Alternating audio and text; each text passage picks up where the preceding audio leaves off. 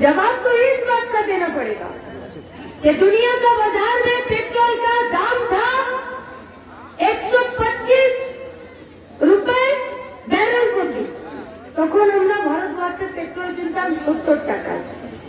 দুনিয়ার বাজারে পেট্রোলের দামটা ব্যারেলে 125 থেকে নেমে এসেছে 80 টাকা, আর ভারতবর্ষের পেট্রোলের দামটা 70 থেকে উপরে উঠে গেল 90 টাকা।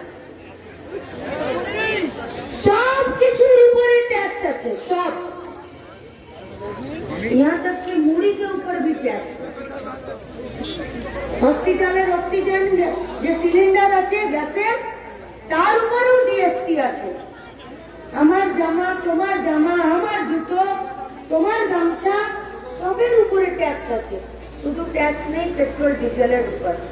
इस बात पर कोई भी बात ना तो प्रधानमंत्री बोलता है ना तो ममता बनर्जी बोलें। কেন? কারণ এটা বলতে গেলে টাকা আমদানি বন্ধ হয়ে যাবে। কাদের? সরকারের না, আম্বানি আর আদানি। মমতা ব্যানার্জি সারা বছরে ঘোরার জন্য একটা 10 সিটের হেলিকপ্টার রেখেছে। পার ডে ভাড়া 10,000 পার ডে। তাতে দুটো পাইলট আছে, একটা ইঞ্জিনিয়ার আছে, আর একটা চা বিস্কুট দেওয়ার জন্য এয়ার হোস্টেস আছে। কোথায় থাকে? কলকাতার একটা বিরাট হোটেলে থাকে। এই 4 জনকে হোটেলে রাখা আর এই হেলিকপ্টারটার প্রতি মাসে খরচ আছে 2 কোটি টাকা প্রতি মাসে। যদি আম্বানি আদানির পেট্রোলে টাকা ইনকাম না হয় তো দিদির হাওয়ায় জাহাজে ঘোরা বন্ধ হয়ে যাবে। তাই পেট্রোলে আর ডিজেলে জিএসটি বসাচ্ছে। আর পেট্রোল ডিজেলে যদি জিএসটি না বসে তাহলে ট্রাকে করে যে ফসল যায়, ট্রেনে করে যে ফসল যায়, মেটাডোরে করে যে শাকসবজি যায়, এফসিআই গোডাউন থেকে রেশন দোকানে মালপত্র আসার জন্য যে ট্রাকটা আসে, আমরা যে ট্রেনে বাসে চাপি, হসপিটালে কোনো রোগীকে বাড়ি আনতে গেলে বা বাড়ি থেকে হসপিটাল যেতে গেলে যে অ্যাম্বুলেন্স চলে, এই সবের পেট্রোল ডিজেলের দাম যদি না কমে, জিনিসপত্রের দাম জীবনে কমবে না। তাহলে আগে পেট্রোল ডিজেলে জিএসটি বসাতে হবে, আম্বানি আদানির পেট্রোল ডিজেলের মালিকানা বন্ধ করতে হবে, মমতা মোদীর হেলিকপ্টারে ঘোরা বন্ধ করতে হবে, জিনিসপত্রের দাম এমনি কমে যাবে। ওরা বলছে জিনিসপত্রের দাম এভাবে কমাবো, বলছে না। টিভির পর্যায়ে ভোট হবে, হবে, ওখানে তো কুণাল কাঁদছে, চোখে জল মুছছে। কুণাল শেষ হলো কি বাঁচলো তোমার আমার কি? যেদিন বলেছিল মমতা সব টাকার চোর, সেদিন মমতা কোলে করে ঘুরেছিল, এখন বললো বের করে দিয়েছে, কালকে মাথায় হাগাবে ওকে। তৃণমূলের যে যত বড় চোর তার তত বড় পথ, জানেন তো? আচ্ছা, গায়ে আমরা এই যে সাবান গুঁড়ি থাকে যেটাতে আমরা কাপড় কাচি, কি বলি ওটাকে? সার্ফ বলি, কিন্তু ওটা সার্ফ নয়, ওটার অনেক কোম্পানি আছে। কেউ বলে সার্ফ এক্সেল, কোথাও টাইড, কোথাও সফেদ, কোথাও সার্ফ, কোথাও নির্মা, কিন্তু আমরা সবাই কি বলি? সার্ফ। সকালবেলাটা আমরা যেটাতে দিয়ে দাঁত মাজি সেটাকে কি বলি? কোলগেট বলে। কোনোটা পেপসোডেন্ট আছে, কোনোটা ডাবর লাল বজরঙ্গি আছে, কোনোটা সেন্সোডাইন আছে, কিন্তু আমরা সবাই কি বলি? কোলগেট।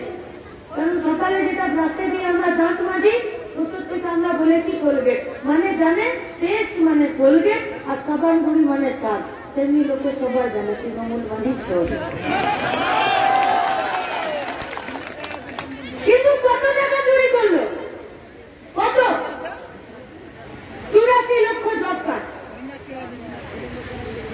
প্রত্যেকটা জব কার্ডে 100 দিনের করে কাজ, প্রত্যেক দিনের কাজে 234 টাকা করে রোজ।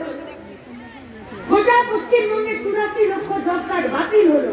তার মানে 84 লক্ষ জব কার্ডে 100 দিনে 234 টাকা করে।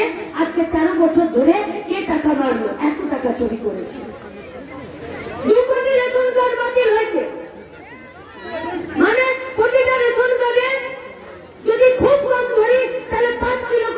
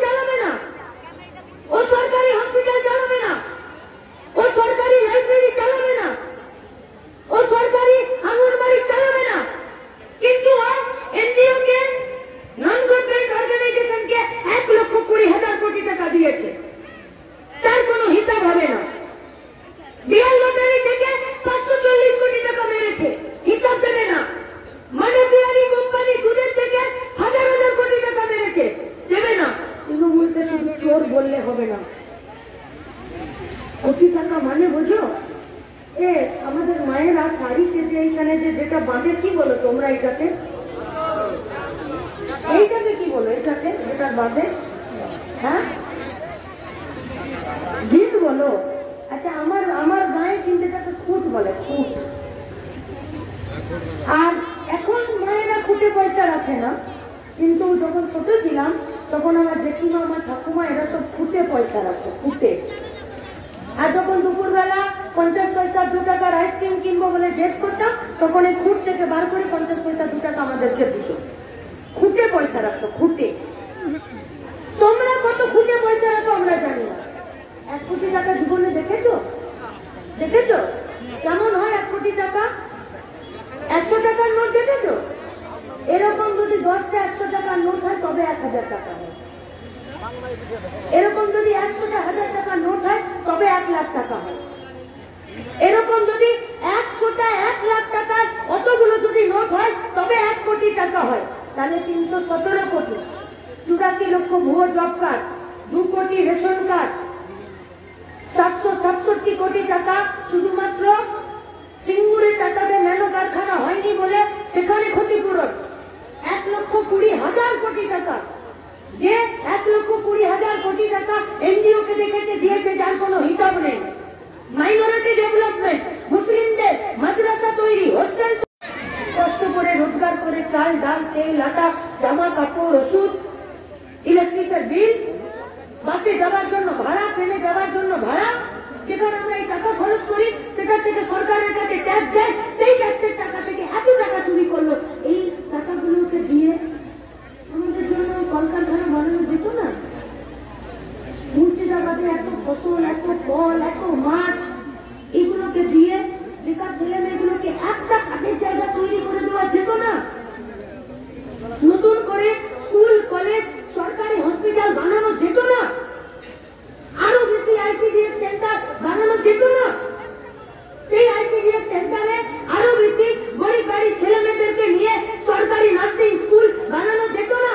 আয়া সেন্টার বানানো যেত না? হাতে কলমে সেলাইয়ের কাজ করার জন্য জড়িতে কাপড় জামাতে আমাদের মেয়েরা যারা নিজেরা হাতে কলমে কাজ করবো সেগুলোকে শেখানোর জায়গা তৈরি করা যেত না? মমতা ব্যানার্জি সরকার প্রতি বছর 12 লক্ষ করে সরকারি স্কুলে নাকি সাইকেল দিচ্ছে, সেই সাইকেল তৈরি করার কারখানাগুলো পশ্চিমবঙ্গে বানানো যেত না? তাহলে তো সেই কারখানাগুলোতে আমরা কাজ করতাম। আর আমরা যদি কাজ করতে না জানি তাহলে তুমি মাস্টারমশাই দিদিমণি রেখে আমাদেরকে সেই কাজগুলো শেখাতে পারতে না? যদি তুমি কাজ শেখাতে, যদি তুমি আমাদেরকে এই কোটি কোটি টাকা খরচা করে আমাদেরকে নিজেদের পায়ের নিচে জমি শক্ত করতে দিতে, তাহলে আমাদের বাড়ির ছেলে মেয়েগুলো বাইরের রাজ্যে পরিযায়ী শ্রমিক হয়ে পড়ে থাকতো না। লাস্ট 3 মাসে যারা গায়ে গতরে খেতে মাথা উঁচু করে বেঁচে থাকতে চায়, যারা পরিযায়ী শ্রমিক হয়ে বাইরের রাজ্যে পড়ে আছে, তারা 26 জন মুর্শিদাবাদের ছেলে যারা ডেড বডি হয়ে ফিরে এসেছে। কে নেবে তার দায়? আবু তাহের নেবে? মমতা ব্যানার্জি, অভিষেক ব্যানার্জি নেবে? ইউসুফ পাঠান জানে মুর্শিদাবাদের 26টা ছেলে বাইরের রাজ্যে মরে গিয়ে অ্যাম্বুলেন্স ভাড়া করতে পারেনি বাড়ি আসার জন্য? জানে? সরকারি কোন ডিপার্টমেন্ট জানে যে মুর্শিদাবাদের লাস্ট 3 মাসে 26টা ছেলে বাইরের রাজ্যে কাজ করতে গিয়ে মরে গেছে, তাদের বাড়িতে ভাতের হাঁড়ি চাপছে কিনা?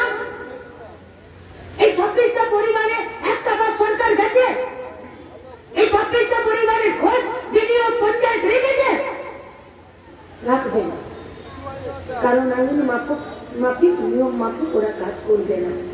তাহলে যারা লুটের সরকার চালাচ্ছে তাদেরকে পাল্টে দেবে না তোমরা? তাদেরকে রেখে দেবে? তাহলে যদি রাখতে না চাও তাহলে 7 তারিখ 3 নম্বর বোতাম টিপতে যাওয়ার জন্য বুথের বাইরে আগে মেয়েদেরকে দাঁড়াতে হবে, কি করে ছেলেদেরকে দাঁড়াতে হবে? কি চাইছে বিজেপি? কি চাইছে?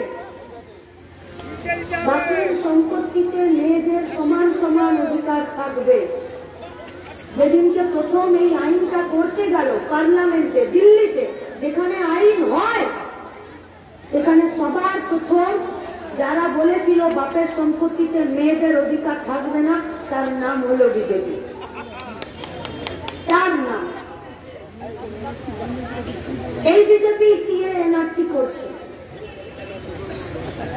এই বিজেপি যারা বলছে যে আমরা যে দেশটাকে তৈরি করব সেই দেশটা একটা নির্দিষ্ট ধর্মের হবে, যেটা রাজনৈতিক হিন্দুত্বের নামে হবে, সেটার সঙ্গে হিন্দু ধর্মের কোনো সম্পর্ক নেই। যদি হিন্দু ধর্মের সাথে সম্পর্ক হতো তাহলে হিন্দু ধর্মের যারা মানুষজনরা আছে তারা এতটা হিংস্র নয় যে একটা মায়ের পেটটা ফুলে আছে 9 মাসের পোয়াতি, আর তার পেটটা থেকে ত্রিশূল দিয়ে উঁচে তার বাচ্চাটাকে বের করে নিয়ে ত্রিশূলের আঘাতে করে মিছিল করবে। এতটা ক্ষতিকর আর এতটা হিংস্র এই ভারতবর্ষের কোনো মানুষ নয়।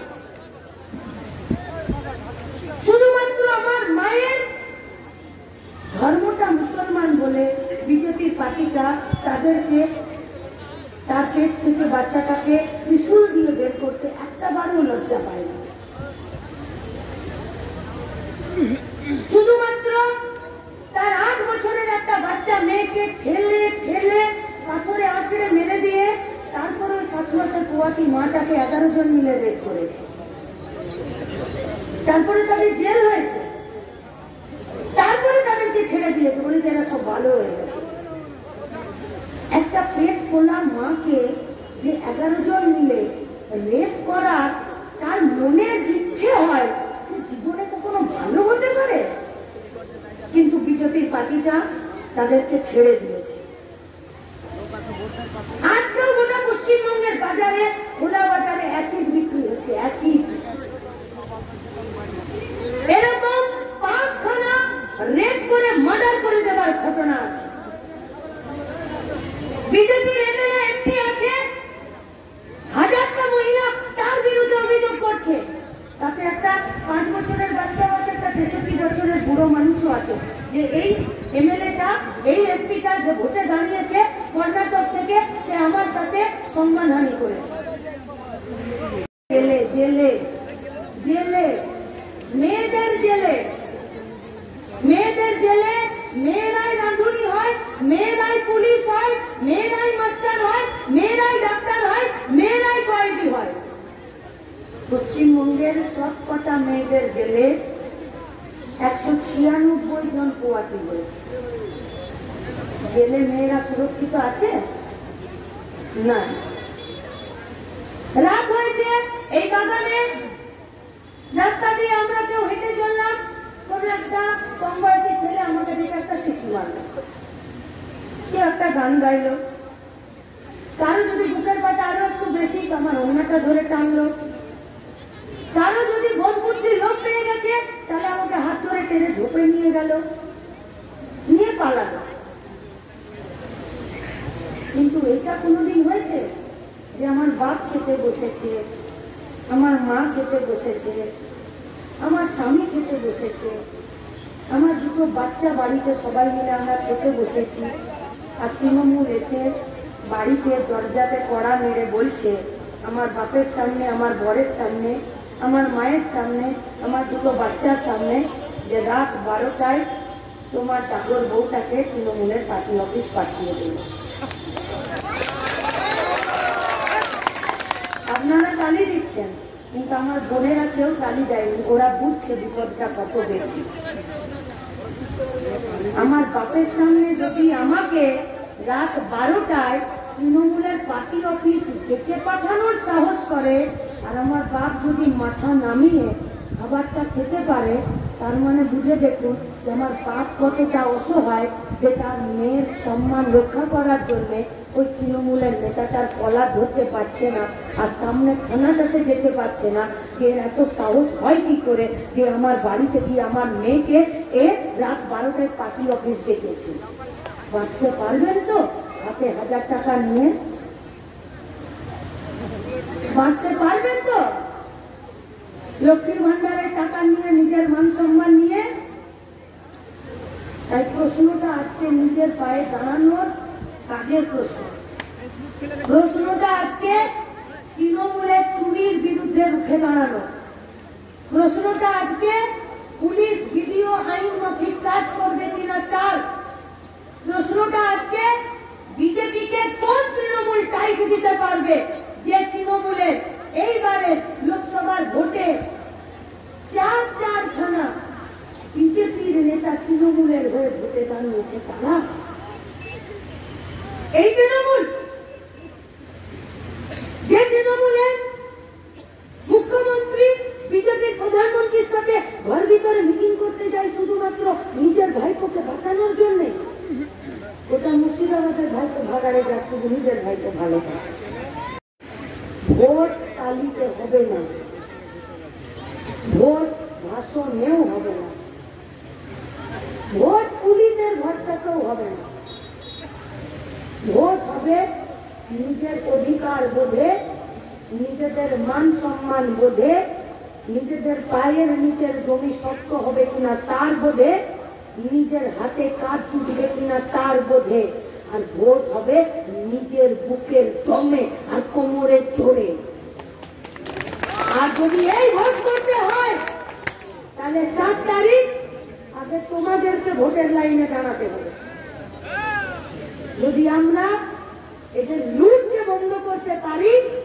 যদি এদের ভোট লুটকে বন্ধ করতে পারি আর যদি 3 নম্বর বোতাম টিপে কংগ্রেস সমর্থিত সিপিআইএম এর প্রার্থী মোহাম্মদ সেলিমকে এখান থেকে জেতাতে পারি আমরা আপনাদেরকে কথা দিচ্ছি 26-এ তৃণমূলের কংগ্রেসের সরকারটা থাকবে না এদেরকে আমরা বিদায় দিয়ে দেব এই দিনের জন্য প্রস্তুতি নিন ভোটের দিন কোমর বেঁধে রাস্তায় নামুন ইনকলাব জিন্দাবাদ